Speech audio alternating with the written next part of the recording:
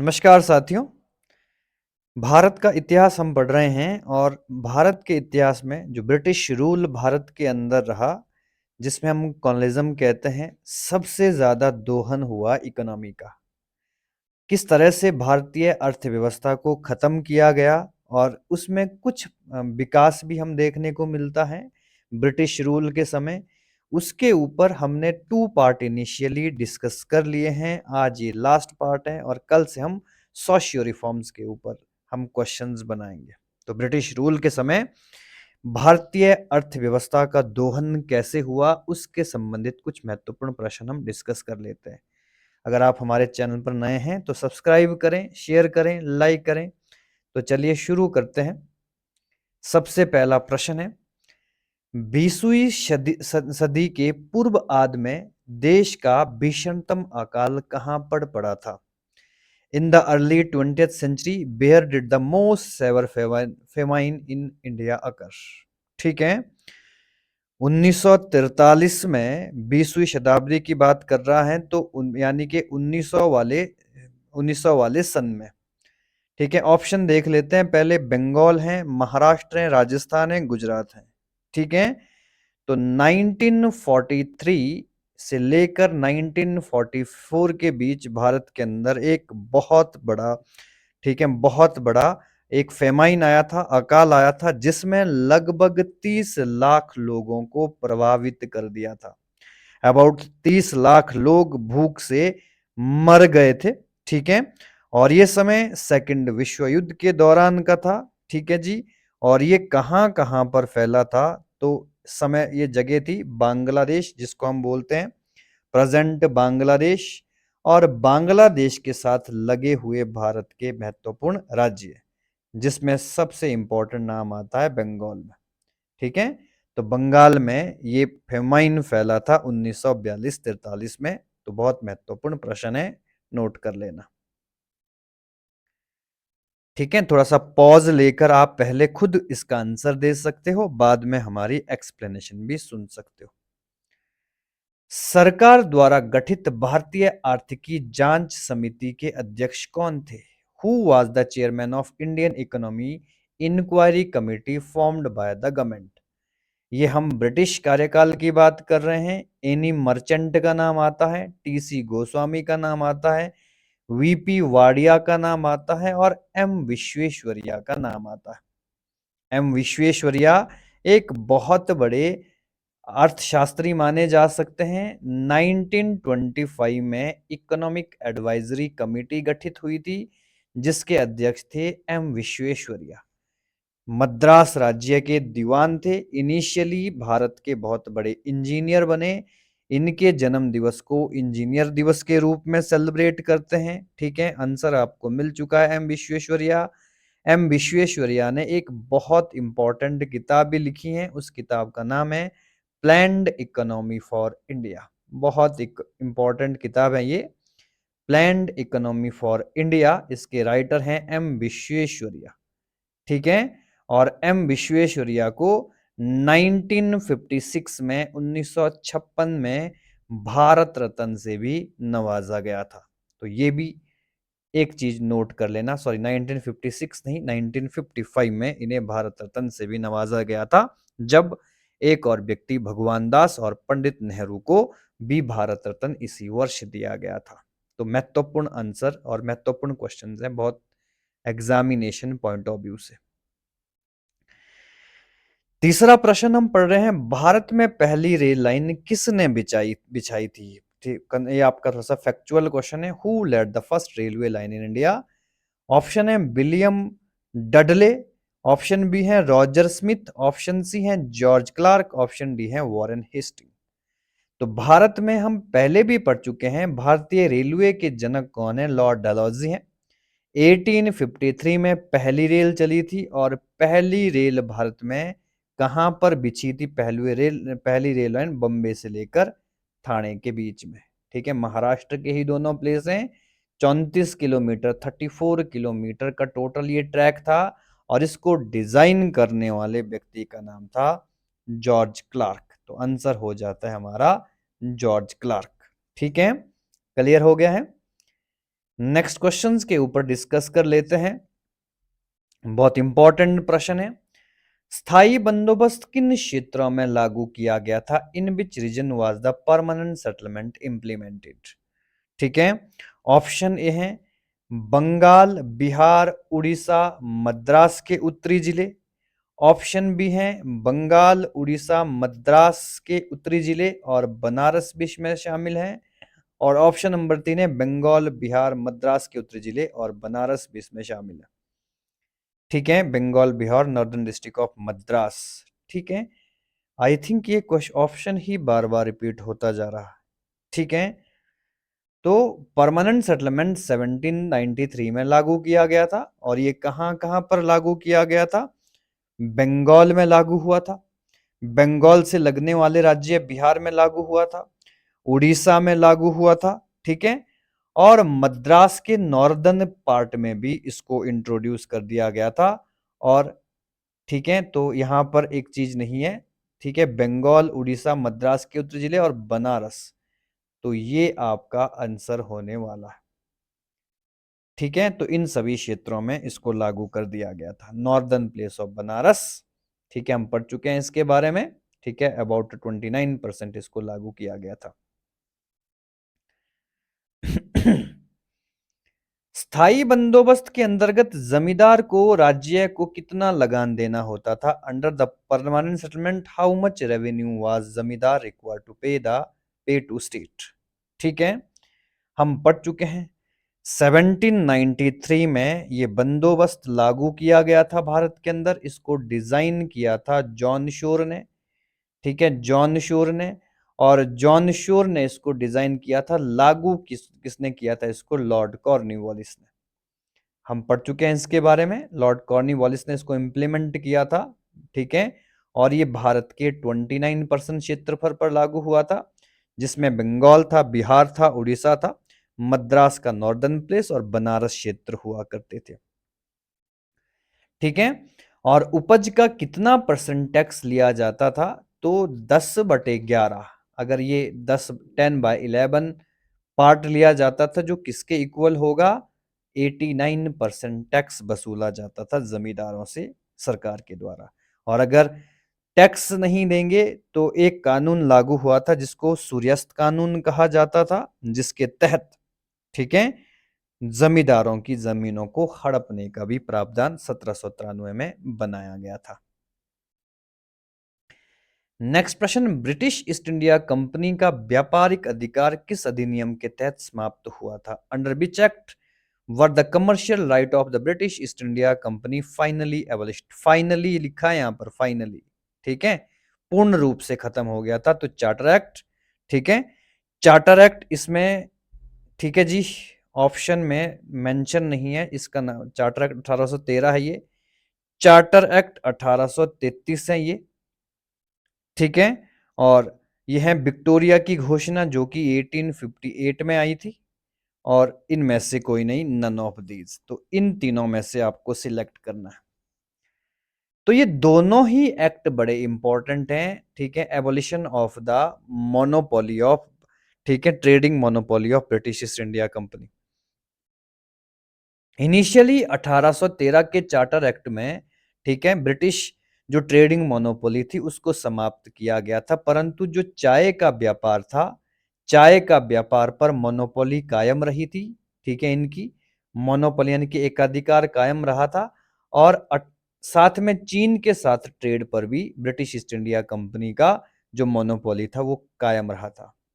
और उसके बाद चार्टर एक्ट 1833 आया और इस एक्ट के तहत कंप्लीटली ही, ठीक है, जो ब्रिटिश ट्रेडिंग मोनोपोली थी उसको समाप्त कर दिया गया था। तो आंसर आएगा charter act of 1833। Next question, Bharat में आधुनिक शिक्षा का जन्मदाता किसे माना जाता? Who is considered the father of modern education? Charles Grant, Marshman, William Jones और जॉन मार्शल। ऐसे मॉडर्न और वेस्टर्न एजुकेशन के फादर हम किसको मानते हैं? लॉर्ड विलियम बेंटिक को मानते हैं। ठीक है, लॉर्ड विलियम बेंटिक ने 1835 में एक एजुकेशन कमीशन सेटअप किया था लॉर्ड मैकॉले की अध्यक्षता में। ठीक है, जिसने वेस्टर्न एजुकेशन की नींव भारत के अंदर रखी थी। लेकिन ये हमारे ऑप्शन में नहीं है, तो ऑप्शन में ये 4 ऑप्शन है, मार्शमैन है, विलियम जोन्स है, जॉन मार्शल है। ठीक है, तो आधुनिक शिक्षा का जन्मदाता हम किसको मानते हैं? 1857 में भारत के अंदर पहली बार 3 बड़े विश्वविद्यालय कंपनी ने खोले थे, ब्रिटिश ईस्ट इंडिया कंपनी ने। और वो थे, पहला था कलकत्ता विश्वविद्यालय, कलकत्ता यूनिवर्सिटी, दूसरी थी हमारी मद्रास यूनिवर्सिटी, और तीसरी थी बॉम्बे यूनिवर्सिटी, जिसमें से सबसे ज्यादा डेवलप हुई थी कलकत्ता यूनिवर्सिटी। कलकत्ता यूनिवर्सिटी से ना जाने कितने नगीने, कितने सिविल सर्वेंट निकले थे। ठीक है, और इसको सेटअप करने वाला व्यक्ति था चार्ल्स ग्रांट। तो चार्ल्स ग्रांट को ही हम क्या मानते हैं? Father of modern education in India मानते हैं। ये यूजीसी नेट में भी प्रश्न पूछा जा सकता है, एजुकेशनल डेवलपमेंट के फर्स्ट पेपर में इस तरह के प्रश्न देखने को मिलते हैं। नेक्स्ट प्रश्न, कांग्रेस के कराची अधिवेशन का अध्यक्ष कौन था? ठीक है, कराची अधिवेशन, ये ईयर मेंशन नहीं है यहां पर, लेकिन मेंशन मैं कर लेता हूं। 1931 में ये कराची अधिवेशन हुआ था। Who was the president of Karachi session of Congress? Option है सरदार वल्लभ भाई पटेल, ऑप्शन बी है पंडित नेहरू, ऑप्शन सी है महात्मा गांधी, ऑप्शन डी है सुभाष चंद्र बोस। नेहरू बने थे सबसे पहले 1929 में अध्यक्ष, लाहौर अधिवेशन था, और उसके बाद वो 1936 में इंडियन नेशनल कांग्रेस के अध्यक्ष बने थे। महात्मा गांधी अपने जीवन में एक ही बार अध्यक्ष बने थे, 1924 में इंडियन नेशनल कांग्रेस का अधिवेशन था। ठीक है, मद्रास राज्य में हुआ था। ठीक है, और सुभाष चंद्र बोस 1937 और 1938 में अध्यक्ष बने थे, और 1939 में इन्होंने कांग्रेस को छोड़ दिया था। तो आंसर आता है सरदार वल्लभ भाई पटेल। अपने जीवन में पटेल साहब भी कांग्रेस के एक ही बार अध्यक्ष बने, और वो अधिवेशन कराची में हुआ था 1931 में। ठीक है, और इस अधिवेशन में गांधी इरविन समझौते का समर्थन किया गया था, और सबसे बड़ी इंपॉर्टेंट बात, पहली बार मौलिक अधिकार फर्स्ट टाइम डिमांडेड। ठीक है, पहली बार मौलिक अधिकार की मांग रखी गई थी। कभी भी पूछे मौलिक अधिकार की फर्स्ट टाइम डिमांड कब किया गया था, तो कराची अधिवेशन में किया गया था, जो कि 1931 में हुआ था। ठीक है, सरदार पटेल की अध्यक्षता में। नेक्स्ट क्वेश्चंस के ऊपर चर्चा कर लेते हैं। महत्वपूर्ण प्रश्न आ रहे सभी। भारतीय औद्योगिक आयोग का गठन सर थॉमस हॉलैंड की अध्यक्षता में कब हुआ था? इसका डेट पूछा गया है। When was the Indian Industrial Commission formed under the chairmanship of Sir Thomas Holland? Option आपके सामने 1911, 1913, 1916 और 1923। थॉमस हॉलैंड, ठीक है, किस चेयरमैनशिप में इंडस्ट्रियल डेवलपमेंट के लिए कमीशन एस्टेब्लिश हुआ था। ठीक है, इस कमीशन को सेटअप किया था लॉर्ड चेम्सफोर्ड ने, और लॉर्ड चेम्सफोर्ड का टेन्योर 1916 से 1920-21 के बीच में शुरू हुआ। अब आप यहां पर ऑप्शंस में एकदम से क्लियर कर सकते हैं कि इसका आंसर क्या होने वाला है, 1916। नेक्स्ट क्वेश्चंस के ऊपर डिस्कस कर लेते हैं। निम्न में से कौन सा भू राजस्व व्यवस्था ब्रिटिश काल में भारत में लागू नहीं किया गया था? Which of the following land revenue system was not implemented in during British rule? Sorry, permanent settlement एक है, रियतवाड़ी सेटलमेंट दो है, महलवाड़ी सेटलमेंट तीन है, और दहशाला सिस्टम चार है। तो एक एक करके हमने पहले सारी चीजें पढ़ रखी हैं। 1793 में भारत में आया स्थायी बंदोबस्त, परमानेंट सेटलमेंट। 1820 में आया रेतवाड़ी, 1822 में आया महलवाड़ी।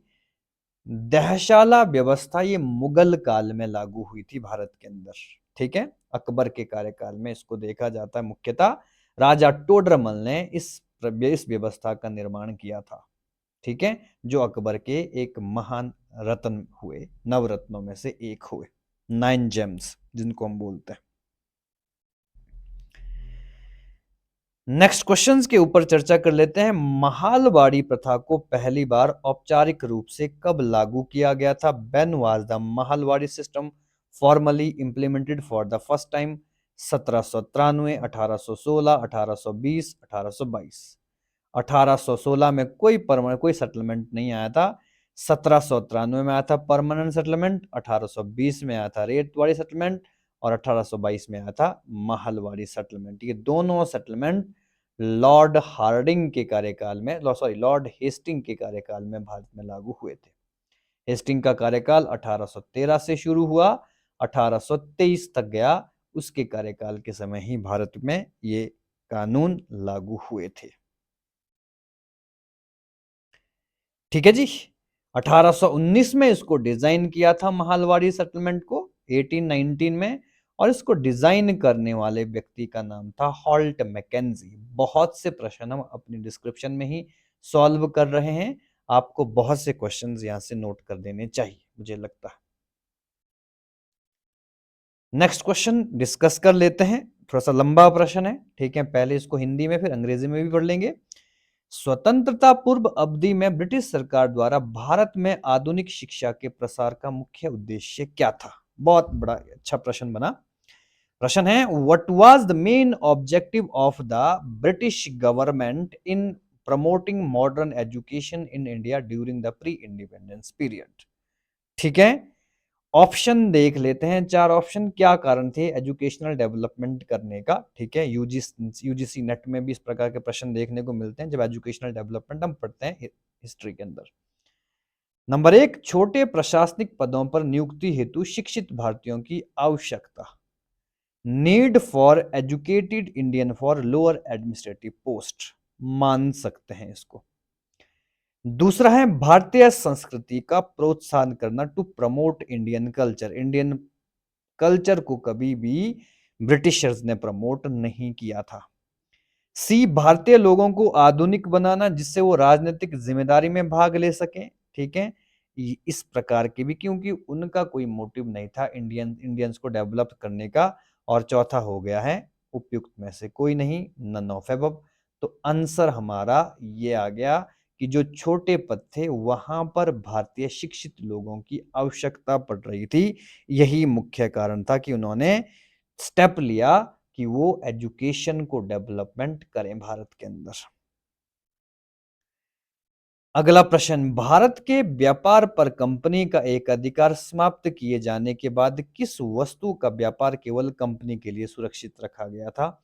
ये बात 1813 के चार्टर एक्ट के तहत है, क्योंकि वहीं पर मोनोपोली की बात हुई थी। ठीक है, तो इनिशियली मैं ये बता चुका हूं, दो ही अधिनियम हैं, चार्टर एक्ट 1813 और चार्टर एक्ट 1833। चार्टर एक्ट जो 1813 था उसके तहत कुछ चीजों पर मोनोपोली कायम रखी थी। ठीक है, और जो चार्टर एक्ट 1833 था उसके तहत कंप्लीटली ही एंड कर दिया गया था। तो even after ending the companies monopoly over Indian trade, which commodity trade remained exclusive to the company? Option कागज है, जूट है, चाय है, चीनी। तो यहां पर मैं चाय के साथ जाऊंगा, क्योंकि मैं बता ही चुका हूं पहले, चाय और चीन के साथ उद्योग, चीन के साथ व्यापार पर ब्रिटिश मोनोपोली को खत्म नहीं किया गया था। ठीक है जी, नेक्स्ट प्रश्न आता है, निम्न में से कौन सा शिक्षा संबंधित आयोग या योजना नहीं है? बहुत महत्वपूर्ण प्रश्न, एजुकेशनल डेवलपमेंट का फिर टॉपिक आ गया। यूजीसी नेट फर्स्ट पेपर, ठीक है, हिस्ट्री का सेकंड पेपर, ठीक है, और जीएस पॉइंट ऑफ व्यू से तो इंपॉर्टेंट होगा ही। हटक कमेटी नहीं है, इसको बोलेंगे हर्टोग समिति। ठीक है, हर्टोग समिति ये 1929 में आई थी। हर्टोग समिति, हर्टोग समिति 1929 में एजुकेशनल डेवलपमेंट पर ही थी। बहुत इंपॉर्टेंट है।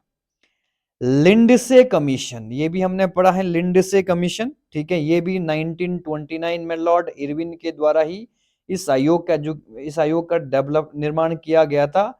It was also related to educational development. ठीक है, सर्जेंट कमिटी, सर्जेंट कमिटी, ये सर्जेंट कमिटी ना होकर यहाँ पे लिखा गया है संयुक्त समिति है। ठीक है, ठीक है, संयुक्त समिति होगी ये, ठीक है, संयुक्त कमेटी होगी 1934 में, ठीक है, 1934 में लॉर्ड वेलिंगटन के द्वारा इसका निर्माण किया गया था। एजुकेशनल डेवलपमेंट से रिलेटेड है ये भी। और सर्जेंट प्लान 1944 में आया था, जॉन सर्जेंट की अध्यक्षता में। ये भी किससे रिलेटेड है? एजुकेशनल डेवलपमेंट से रिलेटेड है। तो ये ऑप्शन हम देख लेते हैं, 1 2 3 4, ये चारों के चारों सही।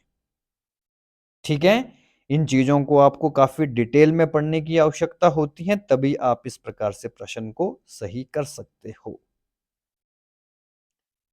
नेक्स्ट क्वेश्चंस के ऊपर डिस्कस कर लेते हैं। कांग्रेस के किस अधिवेशन में मौलिक अधिकार एवं राष्ट्रीय आर्थिक कार्यक्रम से संबंधित प्रस्ताव पहली बार पारित किया गया था? एट विच कांग्रेस सेशन पर resolution of fundamental rights and national income economic programme passed for the first time. ठीक है, तो ये सारी चीजें हैं। ऑप्शन है कराची अधिवेशन, ऑप्शन बी है सूरत अधिवेशन, लखनऊ अधिवेशन, लाहौर अधिवेशन। कराची में अधिवेशन 1931 को हुआ था पटेल की अध्यक्षता में। ठीक है, सूरत अधिवेशन 1907 का बड़ा फेमस है, 1907 में जब सूरत विभाजन हुआ था, सूरत स्प्लिट हुआ था, उग्रवाद और ठीक है उदारवाद में बंट गया था कांग्रेस। और लखनऊ समझौता ये 1916 में हुआ था, ठीक है, लखनऊ में। ठीक है जी, इसमें लखनऊ समझौता जो 1916 में हुआ था, ठीक है, इसमें क्या हुआ था? इसमें दो समझौते हुए थे। एक हुआ था मुस्लिम लीग समझौता पैक्ट, इसको बोलते हैं मुस्लिम लीग पैक्ट। और एक हुआ था कांग्रेस कांग्रेस पैक्ट, यानी कि जो उग्रवादी और उदारवादी थे वो इकट्ठे हो गए थे। और लाहौर अधिवेशन ये 1929 में हुआ था, मेन इंपॉर्टेंट पंडित नेहरू की अध्यक्षता में। ठीक है, और इस अधिवेशन में क्या हुआ था? ठीक है, स्वराज की मांग या स्वराज मनाया गया था। ठीक है, स्वराज दिवस मनाया गया था 26 जनवरी 1930 को। अब आंसर हमारा सही हो गया है, कराची अधिवेशन। इससे पहले भी मैं इसकी चर्चा कर चुका हूं। ठीक है, सरदार पटेल की अध्यक्षता में यह अधिवेशन हुआ और मौलिक अधिकार की मांग सबसे पहले यहां पर रखी गई थी। नेक्स्ट प्रश्न बड़ा सिंपल प्रश्न है, बहुत बार डिस्कस हुआ है। Poverty and un British rule in India पुस्तक के लेखक कौन है? Who is the author of book poverty and un British rule in India? R C. Dutt है, हेनरी कॉटन है, महात्मा गांधी है, दादा भाई नौरोजी। आप आराम से कर सकते हो। ठीक है, यहीं पर ड्रेन वेल्थ थ्योरी का सिद्धांत भी दादा भाई नौरोजी ने दिया था। भारत में अंग्रेजों की लूट किस प्रमुख घटना के बाद आरंभ हुई थी? बहुत बढ़िया प्रश्न है ये। After which major event the British exploitation in India begin? Plassey का युद्ध सब जानते हैं, 1757 में हुआ था। बक्सर का युद्ध सब जानते हैं, 1764 में हुआ था। कंपनी को भारत में व्यापार की अनुमति मिलने के पश्चात, ये तो 1600 में ही हो गया था। और चार्टर एक्ट के पश्चात, ठीक है, चार्टर एक्ट बड़े सारे आए हैं। सबसे पहले 1793 आया, 1813 आया, 1833 आया और 1853 आया। 20-20 साल के बाद ये चार्टर एक्ट आया करते थे। 4 चार्टर एक्ट आए टोटली। इसमें ब्रिटिश ट्रेडिंग खत्म हुआ, इसमें कंप्लीटली खत्म हुआ, इसमें एजुकेशनल डेवलपमेंट हुआ, इसमें इनिशियली क्या हुआ था? ठीक है, इंडियन एक्सचेकर बना। ठीक है, तो ये ट्रेडिंग से संबंधित नहीं है। 1757 जब भारत में प्लासी का युद्ध हुआ, प्लासी के युद्ध में रॉबर्ट क्लाइव ने, ठीक है, बंगाल के नवाब सिराजुद्दौला को डिफीट किया। उसके बाद ही ब्रिटिश एक्सप्लॉयटेशन शुरू हो गया था। ठीक है, मुर्शिदाबाद के किनारे, मुर्शिदाबाद के दक्षिणी क्षेत्र में गंगा नदी के किनारे ये प्लासी क्षेत्र बसा हुआ है। ठीक है, बंगाल और बिहार की सीमा पर।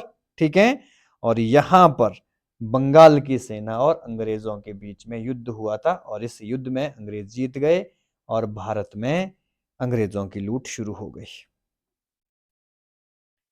रैयतवाड़ी व्यवस्था भारत में कब लागू हुई थी? When was the ryotwari system implemented in India? 1816, 18, 20, 22। ठीक है, बहुत बार ये प्रश्न डिस्कस हो चुका है। मुझे लगता है आंसर इसको आप खुद ही सॉल्व कर लीजिए। नेक्स्ट प्रश्न के ऊपर चर्चा कर लेते हैं। भारत में पहली रेल लाइन किन दो नगरों के बीच शुरू की गई थी? Between which two cities was the first railway line in India established? Howrah to Shrirampur, Bombay to Thane, Madras to Guntur and Delhi to Agra. ठीक है, तो इसके बारे में भी हमने पहले ही पढ़ लिया है। ठीक है जी। 16 अप्रैल 1853 को पहली रेल चली थी। 16 अप्रैल 1853 को पहली रेल चली थी। ठीक है जी। बंबई के बोरी बंदर जो क्षेत्र है, बोरी बंदर, ठीक है, जो रेलवे स्टेशन है, वहां से ये रेल चली थी और कहां तक पहुंची थी? ठाणे तक। ठाणे तक पहुंची थी। ठीक है जी। लगभग 34 किलोमीटर का सफर था और इसमें 400 यात्रियों ने सफर किया था उस समय। ठीक है जी। वर्तमान में इसको जो जो आपका बोरीवली, सॉरी, जो बोरी बंदर जो आपका, ठीक है, स्टेशन है बॉम्बे में, वर्तमान में इसको हम छत्रपति शिवाजी टर्मिनल कहते हैं। बहुत बड़ा रेलवे स्टेशन है वर्तमान में ये। नेक्स्ट प्रश्न, ब्रिटिश शासन के दौरान भारत में उद्योगों का स्वतंत्र विकास क्यों नहीं हुआ? Why didn't independent industrial development take place in during the British rule? British शासन के दौरान भारत में उद्योगों का स्वतंत्र विकास क्यों नहीं हुआ था? लैक ऑफ हैवी इंडस्ट्रीज, भारी उद्योगों का अभाव, लैक ऑफ फॉरेन कैपिटल, विदेशी पूंजी की कमी, लैक ऑफ नेचुरल रिसोर्सेज, प्राकृतिक संसाधनों की कमी, preference of law investment by the wealthy class, धनिक वर्ग द्वारा भू संपत्ति में निवेश को प्राथमिकता दी गई थी। क्या कारण था? तो विदेशी पूंजी की कोई कमी हमको नहीं थी, प्राकृतिक संसाधन से भारत हमेशा भरा हुआ है। ठीक है। प्रेफरेंस ऑफ, जो इन्होंने, जो धनी लोग थे, इन्होंने जमीनों पर ज्यादा प्राथमिकता नहीं दी थी, तो इसमें हमारा प्रश्न होना चाहिए लैक ऑफ हैवी इंडस्ट्रीज, भारी उद्योगों का अभाव था भारत के अंदर, इसीलिए भारत में स्वतंत्र रूप से इंडस्ट्री डेवलप नहीं हो पाई थी उस समय। अगला प्रश्न डिस्कस कर लेते हैं। बहुत इंपॉर्टेंट प्रश्न है सभी के सभी। किसने इंपीरियल लेजिस्लेटिव काउंसिल में प्राथमिक शिक्षा को निशुल्क एवं अनिवार्य बनाने का प्रस्ताव रखा, जिसे प्राथमिक शिक्षा का मैग्ना कार्टा कहा जाता है? 1911 की डेट है, 1911 की डेट में बता देता हूं, बाकी इसको एक बार फिर से पढ़ लेते हैं। Who introduce the bill in the imperial legislative council to make primary education free and compulsory, known as the Magna Carta of Primary Education। प्राथमिक शिक्षा का मेगना कार्टा किसको कहा जाता है? 1911 में जो इंपीरियल लेजिस्लेटिव काउंसिल में, शाही, ठीक है, जो लेजिस्लेटिव काउंसिल थी, उसके अंदर एक बिल पास किया गया था कि हमें एजुकेशन को, खासकर प्राइमरी एजुकेशन को क्या करना चाहिए? फ्री और कंपलसरी करना चाहिए। ठीक है जी। और ये किसके द्वारा किया गया था? किसके द्वारा ये बिल इंट्रोड्यूस किया गया था? Option A Gopal Krishna Gokhale, option B Lala Lajpat Rai, option C Mahatma Gandhi, option D Subhash Chandra Bose. Subhash Chandra Bose अभी तक, ठीक है, सक्रिय नहीं हुए हैं। ठीक है, बहुत छोटी उम्र थी उस समय। महात्मा गांधी 1911 में दक्षिण अफ्रीका में थे, ठीक है, तो उन्होंने भी नहीं किया। लाला लाजपत राय और गोखले दो सक्रिय नेता जरूर थे, लेकिन यह 1911 में पास करने वाले व्यक्ति कौन थे? उनका नाम था गोपाल कृष्णन गोखले, जिनको हम गांधी का राजनीतिक गुरु भी मानते हैं। इन्होंने, ठीक है, इनके ये विचार थे कि एजुकेशन को हम फ्री कर लें 1911 में। इसी को क्या कहा जाता है? प्राइमरी एजुकेशन का मेगना कार्टा कहा जाता है। नेक्स्ट प्रश्न, बिखरे हुए स्वायत्त गांव के कवच को इस्पात की रेलों से छेद दिया गया, जिससे उनके जीवन रक्त का ह्रास हो गया। यह कथन किसका? बहुत इंपॉर्टेंट लाइन है। बिखरे हुए स्वायत्त गांव के कवच को इस्पात की रेलों से छेद दिया गया, जिससे उनके जीवन रक्त का ह्रास हो गया। ये कथन किसके हैं? To protective armour of scattered autonomous village was, ठीक है, pierced by steel rails. Draining their life blood, who made this statement? ठीक है, कार्ल मार्क्स कहते हैं, बुकानन कहते हैं, या विलियम जोन्स कहते हैं, या लॉर्ड डलहौजी तो खुद रेलवे बना रहा है कि रेल बनाकर लोगों के जीवन को अस्त व्यस्त कर दिया है। ये किसके शब्द हैं? ठीक है, तो ये शब्द आपको देखने को मिलेंगे बुकानन के। ठीक है, बुकानन एक प्रसिद्ध इतिहासकार हुए जिन्होंने ये टिप्पणी करी थी रेल निर्माण होने पर भारत के अंदर। नेक्स्ट प्रश्न मिलता है, दादा भाई नौरोजी ने अंग्रेजों द्वारा किए गए कार्यों को अनिष्टों का अनिष्ट कहा था। Which action of British was described as the roast of all evils by दादा भाई नौरोजी? कि ये सबसे घृणित कार्य है। ठीक है, तो लाला लाजपत राय का संबंध किससे है? ड्रेन बेल थ्योरी से है। तो ऑप्शन देख लेते हैं पहले। Destruction of Indian traditional industries, भारतीय परंपरागत उद्योगों का विनाश को कहा था। Recruitment of British officers to high post, सभी उच्च पदों पर अंग्रेजों की भर्ती, या सी ड्रेन बेल थ्योरी? अब डायरेक्ट प्रश्न आ गया है तो हम इसी के साथ जाएंगे क्योंकि ड्रेन बेल थ्योरी इंपॉर्टेंट है ये बात। ठीक है, कि जो धन का निकास हो रहा है, जो धन यहां से बाहर जा रहा है, विदेशों में जा रहा है, ठीक है, उसको ही सबसे बड़ा एविल माना है दादा भाई नौरोजी ने। अंग्रेजी शासन का प्रभाव निम्न में से किस क्षेत्र पर सबसे अधिक पड़ा? Which sector was most affected by British rule in India? Economic sector, political sector, religious sector, या फिर साइकोलॉजिकल सेक्टर? ठीक है, तो आप आंसर मैं पहले ही बता चुका हूं।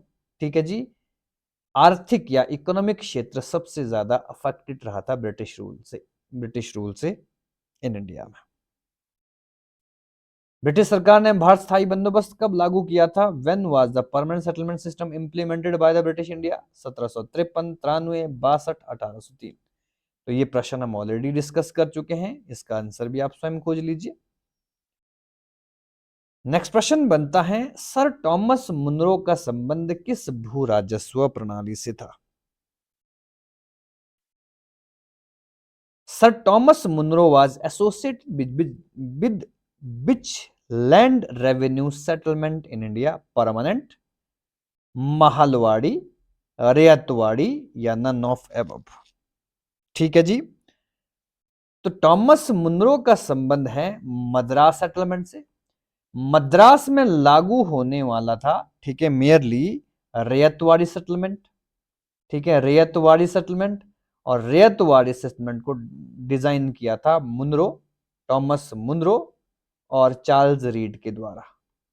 ठीक है, ये इसके डिजाइनर हैं, तो आंसर आप क्या कर सकते हो? रैयतवाड़ी बंदोबस्त इसका सही आंसर होगा। नेक्स्ट प्रश्न के ऊपर चर्चा कर लेते हैं। सूची 1 को सूची 2 से सुमेलित करना है। Match list 1 to match list. Land allotted to big feudal lords, बड़े सामंतों को आवंटित भूमि। ठीक है, नंबर 2 है मालगुजारी के इजारेदार अर्थात तहसीलदारों को आवंटित भूमि। Land allotted to revenue contractor और tehsildar. C land allotted to each cultivator with full ownership right, प्रत्येक किसानों को भूमि पूर्ण स्वामित्व सहित आवंटित कर देना। और लास्ट है land revenue settlement as the village level, ग्राम स्तर पर कई भू राजस्व, ठीक है, की गई भू राजस्व बंदोबस्ती। ऑप्शन में जमींदार जागीरदारी है, रैयतवाड़ी है, महलवाड़ी है, जमींदारी सिस्टम है। ठीक है जी, तो इसको डिस्कस कर लेते हैं। सबसे पहले land allotted to big feudal lord, बड़े सामंतों को भूमि आवंटित कर देना, ये प्रथा है जागीरदारी सिस्टम, तो ए का होगा 1। ठीक है, दूसरा देख लेते हैं मालगुजारी इजारेदारी अथवा तहसीलदारों को भूमि देना। ठीक है, कॉन्ट्रैक्टर्स को भूमि दी जा रही है, तो इसका आंसर होना चाहिए बी का ऑप्शन होना चाहिए। मालगुजारी व्यवस्था किसको कहा जाता था? परमानेंट सेटलमेंट को ही कहा जाता था, जिसमें जमींदार होते हैं। बी का ऑप्शन होता है 4। किसान पर भूमि स्वर्ण स्वामित्व देना, तो सी का आंसर होगा रैयतवाड़ी होना चाहिए। ठीक है, बिल्कुल दो। ठीक है, तो सी का ऑप्शन होने वाला है दो। ठीक है, और लास्ट में डी बचा, डी का आने वाला है आपका, ठीक है, तीन, महालवाड़ी व्यवस्था। ए का 1, बी का 4, सी का 2 और डी का 3। ऑप्शंस में देख लेते हैं, मैच कर रहा है। ऑप्शन ए का 1, बी का 2, सी का 3। ऑप्शन बी, ए का 1, बी का 4, सी का 2, डी का 3। तो आंसर होने वाला है, ठीक है, बी। ठीक है, मैं थोड़ा सा इसको कम जूम कर लेता हूं ताकि आपको चीजें क्लियरिटी के साथ क्लियर हो सके, क्योंकि क्वेश्चन थोड़ा सा बड़ा है। ठीक है, इंपॉर्टेंट प्रश्न है। ठीक है, सूची एक को सूची से मिलाना है। ठीक है जी, बड़े सामंत जहां पर हुआ करते थे उसको हम बोलते थे जागीरदारी प्रथा, जागीरदार थे। ठीक है, इजारेदारी प्रथा, ठीक है, माल गुजारी किसको कहा जाता है? परमानेंट सेटलमेंट को। परमानेंट सेटलमेंट में जमींदार वर्ग का रोल हुआ करता था, और जहां पर किसान खुद मालिक बन गए उसको रैयतवाड़ी कहा जाता था। ठीक है, और जहां पर कई स्तर पर, ग्राम स्तर पर एक, ठीक है, एक व्यक्ति को अपॉइंट किया जाता था उसको महालवाड़ी सिस्टम कहा जाता था। अब आप इसको प्रॉपर तरीके से आंसर दे सकते हो। चलिए नेक्स्ट क्वेश्चंस के ऊपर चर्चा कर लेते हैं। नेक्स्ट क्वेश्चन है, भारतीय शिक्षा का मैग्ना कार्टा किसे कहा जाता है? मैग्ना कार्टा होता है अधिकार पत्र। Which of the following referred as the Magna Carta of Indian Education? Wood's dispatch, Hunter आयोग की रिपोर्ट, रेले आयोग की रिपोर्ट, सेडलर आयोग की रिपोर्ट। सबसे पहले देख लेते हैं ये कब कब आए थे। वुड्स की घोषणा हुई थी 1854 में। हंटर आयोग आया था 1884 में, लॉर्ड रिपन ने इसको लाया था। रेले आयोग आया था 1902 में, विश्वविद्यालय कमीशन था ये। और सेडलर आयोग 1970 में आया था, 1917 में आया था। ये भी एजुकेशन से ही इंपॉर्टेंट रिलेटेड है। ठीक है, तो एजुकेशनल मैग्ना कार्टा किसको कहा जाता है? तो वुड्स, जो चार्ल्स वुड हुए, चार्ल्स वुड उस समय 1854 में, ठीक है, कौन थे ये चार्ल्स वुड? जो उस समय बोर्ड ऑफ कंट्रोल था उसके चेयरमैन थे, बोर्ड ऑफ कंट्रोल के चेयरमैन थे। ठीक है जी, तो बोर्ड ऑफ कंट्रोल के चेयरमैन तो इनकी अध्यक्षता में एक एक कमीशन तैयार किया गया था जिसको हम वुड्स कमीशन बोल सकते हैं। ठीक है, इस कमीशन ने जो रिकमेंडेशन दी थी उसमें लगभग 100 रिकमेंडेशन थी, 100 आर्टिकल्स थे, जिसमें इसने कहा था कि हमें वर्नाक्यूलर एजुकेशनल सिस्टम को डेवलप करना चाहिए। प्राथमिक या प्राइमरी शिक्षा में स्थानीय लैंग्वेज को ही क्या देना चाहिए? बढ़ावा देना चाहिए। तो इसी वुड डिस्पैच को हम क्या कहते हैं? Magna carta of Indian education कहते हैं। नेक्स्ट प्रश्न के ऊपर चर्चा कर लेते हैं।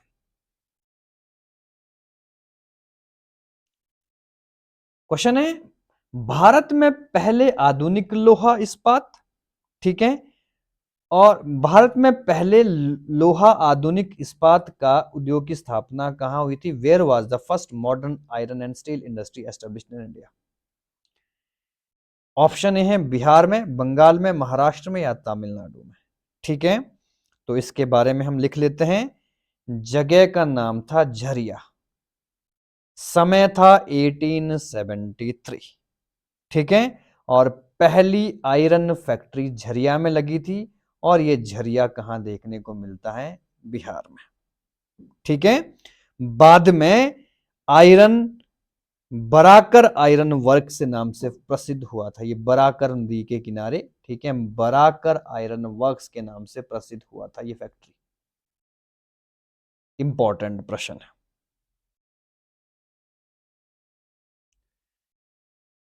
क्लियर हो गया है? तो इसका नाम क्या था? बराकर आयरन, बराकर नदी के ऊपर ये बनाया गया था। तो ये पहली फैक्ट्री है, पहली आयरन फैक्ट्री है भारत के अंदर। नेक्स्ट क्वेश्चन, अंग्रेज घुसपैठियों ने भारत के करगे को तोड़ डाला और चरखे को नष्ट कर दिया, यह कथन किसका है? द ब्रिटिश इंडस्ट, ठीक है। आपका intruder broke the Indian loom and destroy the spinning wheel, who said this? E Thomson ने कहा, डी टी गैरोट ने कहा, हेरोल्ड लास्की ने कहा, या कार्ल मार्क्स ने कहा? कार्ल मार्क्स, ठीक है। इनके बारे में बहुत इंपॉर्टेंट है। 1818 से लेकर 1883 के बीच में फ्रांस के रहने वाले प्रसिद्ध अर्थशास्त्री, सॉरी जर्मन प्रसिद्ध अर्थशास्त्री कार्ल मार्क्स, जिनको बहुत बड़ा इतिहासकार, राजनीतिक सिद्धांतकार, समाजशास्त्री, पत्रकार माना जाता है, उनके ये संबंध थे, उनके ये शब्द थे कार्ल मार्क्स के, जिन्होंने कहा था अंग्रेजी घुसपैठियों ने भारत के करगे को तोड़ा, चरखे को नष्ट किया, ठीक है। ये इंपॉर्टेंट वर्डिंग थी, ठीक है। तो इंडियन हिस्ट्री के इस टॉपिक में जो इकोनॉमिक हिस्ट्री के ऊपर बेस था, ये टॉपिक हमारा कंप्लीट हो गया। नेक्स्ट हिस्ट्री के पार्ट में हम डिस्कस करेंगे socio and religious development India, जिसमें हम आर्य समाज, ब्रह्मा समाज, ठीक है, और बहुत से ऐसे सोशियो इंस्टीट्यूशंस के ऊपर हम डिस्कस करेंगे, उनके ऊपर एमसीक्यूज करेंगे। बने रहिए हमारे साथ, देखते रहिए हमारे वीडियोस को, अपने नोट्स बनाते रहिए और अपनी तैयारियों को पुख्ता करिए। बहुत बहुत धन्यवाद।